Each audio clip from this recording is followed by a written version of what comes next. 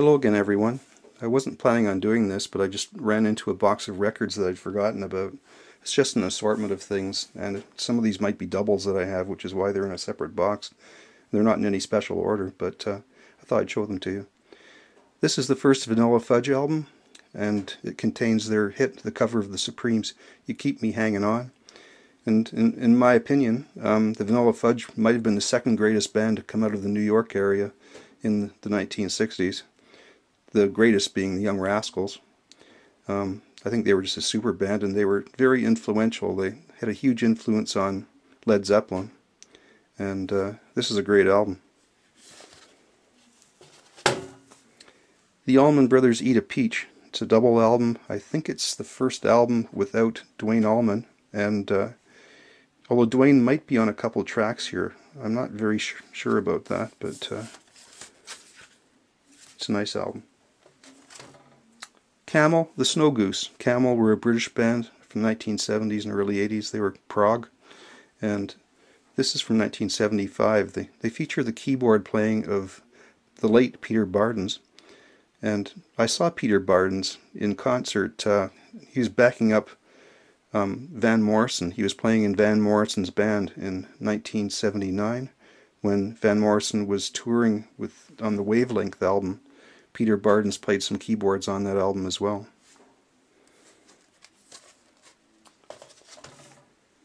This is Bobby V. It's a double album. It's like a greatest hits album from the legendary Masters series, United Artists. And Bobby V, in my opinion, was the best of the Bobbies of the early 60s. And he had some great songwriters like Carole King, writing for him. Really well-produced records and just good pop music. The legendary Masters series are worth looking out for. I know there's Fats Domino, Rick Nelson, Jan and Dean in that series, possibly Johnny Rivers as well. Pink Floyd, Ummagumma. Now, Ummagumma, I think, is the first Pink Floyd album that I bought, probably about 1971, because I remember seeing Pink Floyd on TV. There was a film, it might have been the Pompeii film on PBS, and it was just great, so I went out and bought a Pink Floyd album, this being it. And I remember I took it home, put it on the console stereo in the living room. I was a teenager, and when it came to Careful with the Axe Eugene and all the screaming and stuff that was going on, my parents told me in no uncertain terms to take it off. But it's an interesting album. Pink Floyd Metal, which was, I think, the album that followed Ummagumma. The Echo side is brilliant, and they used to play the entire Echo side on FM radio. That's how good FM radio was in the early 70s before it became formatted the way it is now, which is pretty awful. But Metal was a great album. You could see they were going in a thematic kind of approach, which led to Dark Side of the Moon in 1973, which is just a brilliant album. I don't have to say more about this one.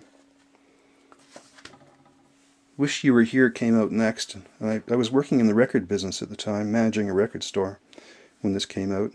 The original pressings on Wish You Were Here had a blue shrink wrap on them instead of the transparent shrink wrap. It was just a pale blue. You could barely see through it.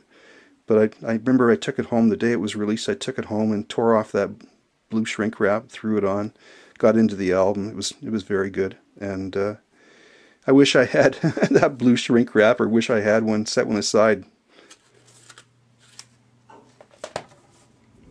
This is The Wall, of course, and probably my least favorite Pink Floyd album, because I think that whole Bob Ezrin production thing is just ridiculous.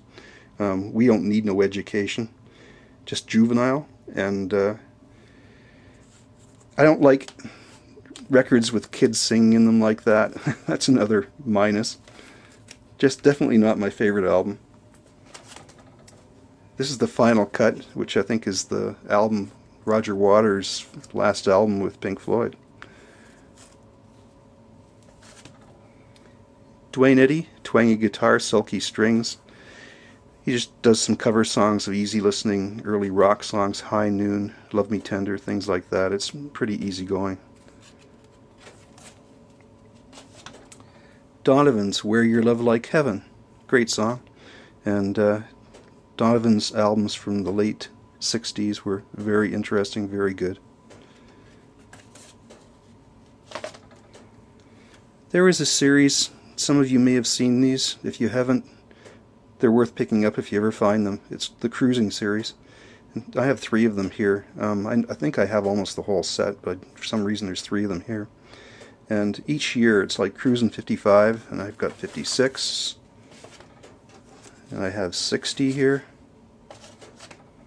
And they have just a great collection of 1950s and early 60s oldies, especially R&B type songs and doo-wop, that type of thing.